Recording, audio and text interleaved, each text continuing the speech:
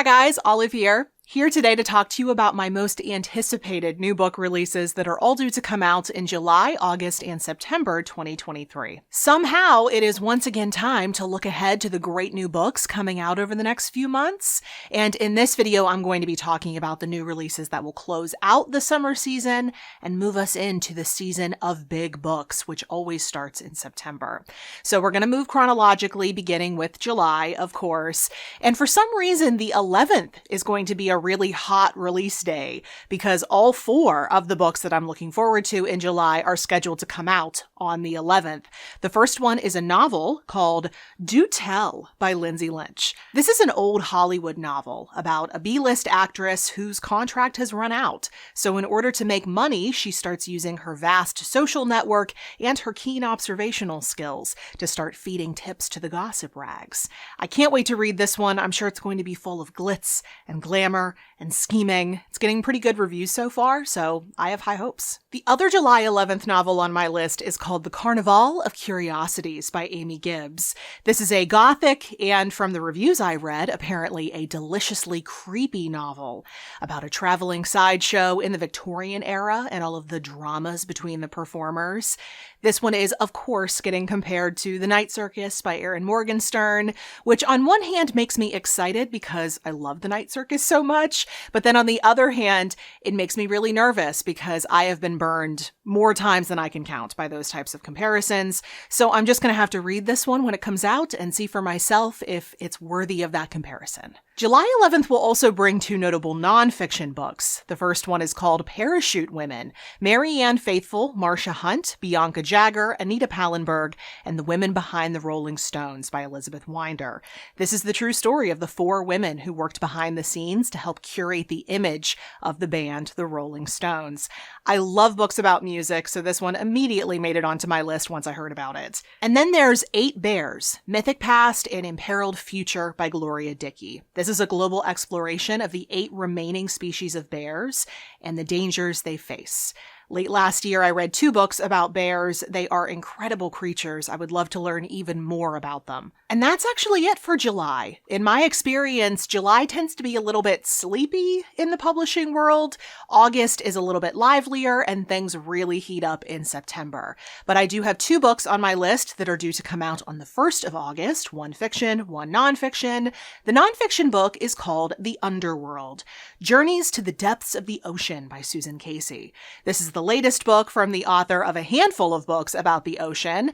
This one is about the mysteries of the ocean floor and all the scientists who are attempting to discover what's going on down there. And then the August 1st novel that I'm really looking forward to is called Mobility by Lydia Kiesling. This seems to be a coming-of-age story. We begin with an American teenager living in Azerbaijan in 1998. She is able to see all the tumult of those years in the former Soviet Union, and then apparently when she grows up, she takes a job in the oil industry, which takes her back to America.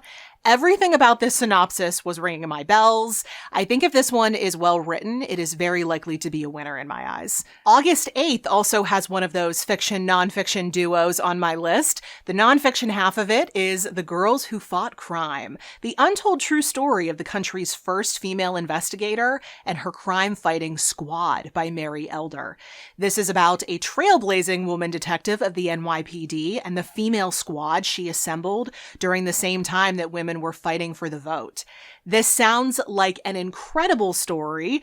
I can't say that I love the use of the word girl in the title, though. I thought we were over that trend. I thought we all were past that. These aren't girls we're talking about here. These were women, and I think we should show them that respect. But I'm going to try to not hold that title against this book, against this author. It is very frequently not the author of the book who gets to ultimately determine the title of the book. Regardless of its title, I'm excited to read about this story. But then the novel that's coming out on August 8th is something I can barely believe is actually happening, although I am very hyped about it.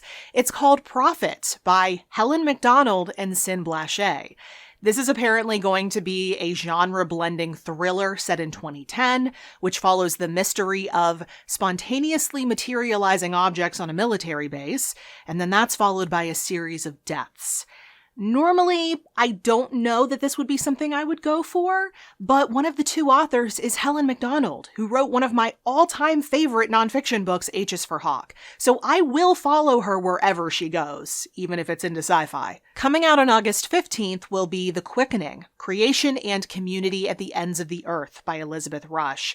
This seems to be part memoir, part climate science, as this author describes, following a group of scientists headed for a melting glacier.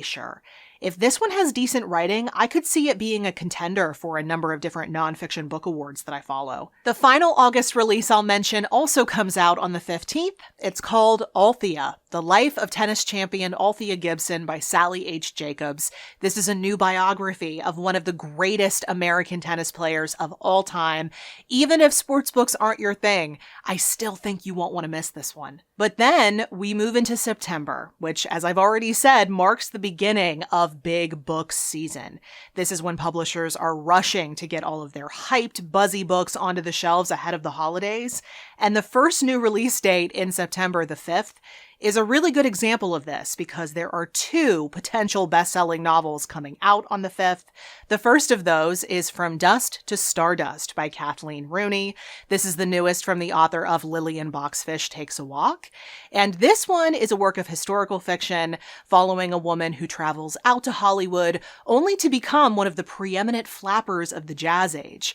I expect big things from this one. And I could say the same thing about the other novel due to come out on September 5th because it's the newest from Zadie Smith called The Fraud.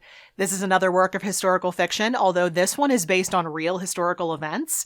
We follow the cousin of a potentially talentless novelist and how a high-profile trial captivates her and the rest of 19th century London. I imagine I'll be hearing a lot about this one, it being a Zadie Smith novel. Moving on to the 12th of September, I'll sneak in a nonfiction book among all these big novels. It's The Six, The Untold Story of America's First Women Astronauts by Lauren Grush. This is the story of 6 women who made history when they went into orbit aboard NASA's space shuttle in 1978. But then the novel on my list that comes out on that exact same day is very likely to be another huge one because it's The Vaster Wilds by Lauren Groff. And according to Meg Wolitzer, who I got to see virtually in conversation with Lauren Groff, this new one is very different from her other books. This new one is essentially a thriller. We follow a young woman in the 1600s fleeing the Jamestown colony, and we're with her for the rest of the book as she's hiding in the woods trying to survive. I love Lauren Groff's work. This new one sounds fascinating. I cannot wait to read this. Now on to the next Tuesday, the 19th, and there are actually 4 notable nonfiction books all due to come out on that day, so it will be a very happy day for me, especially because the first one is by Cy Montgomery. It's titled Of Time and Turtles, Mending the World Shell by Shattered Shell, and I can almost guarantee that this one is going to be heartwarming because it's about rescuing turtles. I am just elated that this is an actual new book with new material, not just a chapter from a previous book masquerading as a new Cy Montgomery book, so I will absolutely be reading this. Next is The Lost Supper, Searching for the Future of Food in the Flavors of the Past by Taras Gresko. This book dissects the current trend in the food world of looking back to foods that sustained us in the past. This one apparently contains food writing, of course, but I've also heard that it's reminiscent of Michael Pollan's writings on plants, and having just read The Botany of Desire for the very first time, this one definitely piqued my interest. The 3rd September 19th release is called The Black Angels, The Untold Story of the Nurses Who Helped Cure Tuberculosis by Maria Smelios. This is a history book about a group of Black nurses from the South who tirelessly and thanklessly worked to find a cure for tuberculosis at New York City's largest municipal hospital in 1929. I had never even heard of this story before, so now I need to read this. I'm noticing that books about groups of women are really going to have a moment in this upcoming quarter, especially because this final nonfiction release to round out the September 19th releases is another one of them. It's called Wild Girls: How the Outdoors Shaped the Women Who Challenged a Nation by Taya Miles. This is a short new nonfiction book from the National Book Award-winning author of All That She Carried. That was such a good book. In this new book, the author is going to be telling stories of women throughout American history who had profound connections to nature. We'll close out this list with two fun upcoming fiction releases that are both slated to come out on the final Tuesday in September, which is the 26th. The first is a romance by Beth O'Leary called The Wake-Up Call. This book follows two co-workers at a hotel with a very acrimonious relationship, but they're forced to make it work when they're put on the same shift at the front desk. I love a good enemies to lovers romance. And then finally, since on September 26th, we will all be preparing ourselves for the upcoming spooky season in October, The Hexologist by Josiah Bancroft will be coming out at precisely the right time. This book will mark the start of a new fantasy mystery series in which a Victorian-era married couple teams up to solve magical head scratchers. This sounds like exactly my cup of tea. So those are the books of this upcoming quarter that I am most anticipating. If any of them sound good to you, or if you know of any books coming out over the next 3 months that I didn't mention in this video, since my list is far from being comprehensive, I would love to hear from you in the comment section below.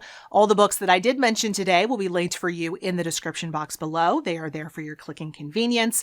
I'm also going to link in that description box the 2 previous videos that I've done for 2023 so far for the first 2 quarters, in case you missed either of those, or in case you want to go back and revisit them now that most, if not all of those books should be out and ready to read. And at the bottom of that exact same description box, you will also see links to everywhere you can find me around the internets, like Goodreads, the Story Graph, Instagram, all the places I'm the most active, in case you want to keep up with what I'm doing and what I'm reading right now. Thank you so much for watching. I hope you're having a wonderful day, and I'll see you in the next video. Bye.